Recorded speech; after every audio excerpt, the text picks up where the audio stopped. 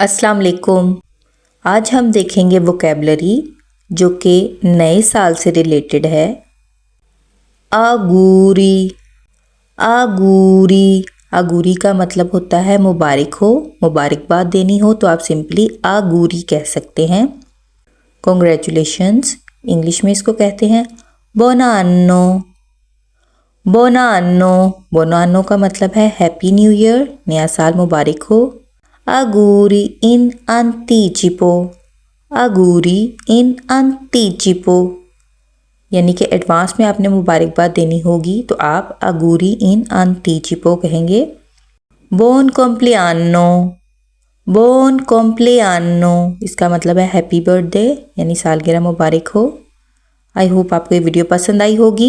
अगर वीडियो पसंद आए तो चैनल को ज़रूर सब्सक्राइब कीजिएगा और वीडियो को लाइक और शेयर करना मत भूलिएगा। अल्लाह हाफिज़। आरिविदेरची।